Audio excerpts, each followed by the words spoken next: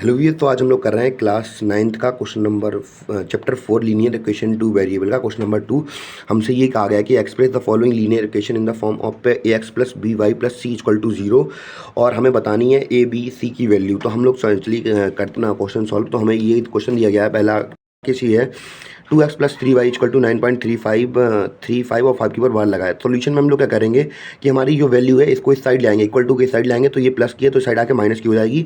तो हम लोग पहले स्टैंडर्ड फॉर्म में लिख देना 2x प्लस 3y माइनस 9.35 बार। तो हम लोगों ने ये लिखा, इक्वल टू में 0 लगा दिया। अब जो वैल्यू x के साथ होगी वो होगी a की वैल्यू, जो y के साथ होगी वो v की वैल्यू होगी, और जो कॉन्स्टेंट टर्म होता है वो तो यहाँ पे लिखा ही रहता। तो हमने यहाँ पे लिख दिया माइनस 9.35 बार। और देखते हैं अपने दूसरे क्वेश्चन में हमसे क्या कहा गया है कि x minus 5 y/5 minus 10 equal to 0।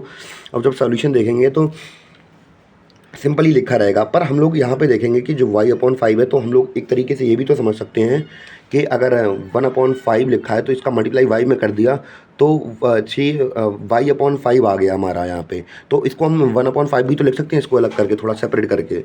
तो हम लोगों ने यही कर दिया यहाँ पे। तो x की वैल्यू हमारी क्या थी, जहाँ पे कुछ नहीं लिखा होता वहाँ पे 1 मान लेते, पर x की वैल्यू दी हो तब, जैसे यहाँ पे 1 लिख दिया। और y की वैल्यू क्या आ गई यहाँ पे -1, माइनस की y के साथ जो लिखा है -1/5 आ गया, तो ये लिख दिया। c की वैल्यू क्या है, कांस्टेंट टर्म है, तो -10 आ गया। तीसरे क्वेश्चन में हमसे क्या कहा, -2x plus 3y equal to 6। अब ये 6 प्लस का इस साइड आके माइनस का हो जाएगा। इस तरह हम लोगों ने स्टैंडर्ड फॉर्म में लिख दिया इक्वल टू 0। ए की वैल्यू कितनी निकल आई, -2 निकल आई, वी की वैल्यू कितनी निकली, 3 निकली, और सी की वैल्यू कितनी निकली, -6 निकली। उम्मीद है कि आपको समझ में आ रहा हो क्वेश्चन। अगर नहीं आ रहा तो कमेंट करके बता सकते हैं। और यहाँ पे चौथे वाले क्वेश्चन में हमसे क्या कहा गया, x इक्वल टू 3y। अब ये 3y किसका है, प्लस का है, इस साइड आके माइनस का हो जाएगा। और c की वैल्यू हमें बिल्कुल दी नहीं गई, जहाँ पे जो वैल्यू होती है जैसे c लिखा हो तो ये दिया ही नहीं गया हो, तो फिर हम लोग उसे 0 मान लेते हैं। तो हमें जो दिया गया हम पहले वो लिख देते हैं x माइनस 3y। अब c दिया नहीं है तो 0 मान लेंगे इक्वल टू 0। ए की वैल्यू जहाँ पे कुछ यहाँ कुछ लिखा नहीं है तो वहाँ पे 1 मान लेंगे। बी की वैल्यू कितनी आ गई, बाई के साथ जो लिखा है वो क्या होता है बी की वैल्यू, तो यहाँ पे -3 लिखा है तो ये वी की वैल्यू होगी।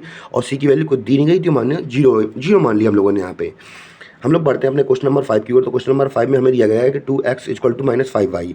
अब ये -5 माइनस का है ना, ये 5y, तो ये साइड लाएंगे तो प्लस का हो जाएगा। और फिर सी की वैल्यू फिर हमें कुछ नहीं दी गई तो फिर हम 0 एज्यूम कर लेंगे।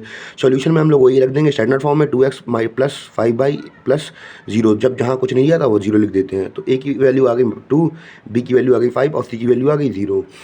अब देखते हैं क्वेश्चन नंबर 6 देखते हैं, 3x प्लस 2 इक्वल टू 0।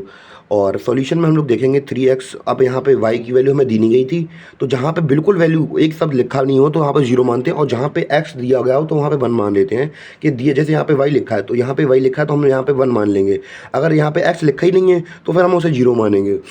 तो ऐसे ही हम लोग यहाँ पे देख रहे थे। तो अब यहाँ पे x दिया नहीं गया तो y दिए नहीं गया तो y की जगह पे हम लोग 0 मान लिया और c की वैल्यू 2 मान ली। ए की वैल्यू हमारी 3 निकल आई, वी की वैल्यू हमारी 0 निकल आई, सी की वैल्यू हमारी 2 निकल आई। क्वेश्चन नंबर 7 में बढ़ते हैं। तो y माइनस 2 इक्वल टू 0। अब यहाँ पे ए की वैल्यू मिल गई, बी की वैल्यू ए की वैल्यू नहीं दी गई, एक्स की वैल्यू नहीं दी गई है, बाई की वैल्यू दी गई है और सी की वैल्यू दी गई है। तो एक्स की वैल्यू नहीं दी गई तो 0 मान लेंगे, 0x प्लस वाई माइनस 2। अब ए की वैल्यू कितनी आ गई हमारी, 0 आ गई। बी की वैल्यू बी के साथ क्या लिखा है, कुछ नहीं लिखा तो हम उससे 1 मान लेंगे। और सी की तो -2 आ गई, ये आपको समझ में आ गया होगा। और बढ़ते हैं अपने लास्ट क्वेश्चन की ओर। तो यहाँ पे क्वेश्चन नंबर 8 में हमें दिया गया है 5 इक्वल टू 2x। अब यहाँ पे एक्स वाई की वैल्यू नहीं दी गई हमें, और पहले हम लोग सबसे पहले इसको स्टैंडर्ड फॉर्म में लिख लेंगे। अब ये क्योंकि अब ये माइनस प्लस का है, इस साइड आके माइनस का हो जाएगा, तो 2x ये x की वैल्यू लिख ली, y की वैल्यू दी नहीं गई थी और ये इस साइड आके आ गया तो माइनस का हो गया। और फिर a की वैल्यू हमारी 2 आ गई, b की वैल्यू हमारी 0 आ गई और c की वैल्यू -5 आ गई। तो I hope you understand the question.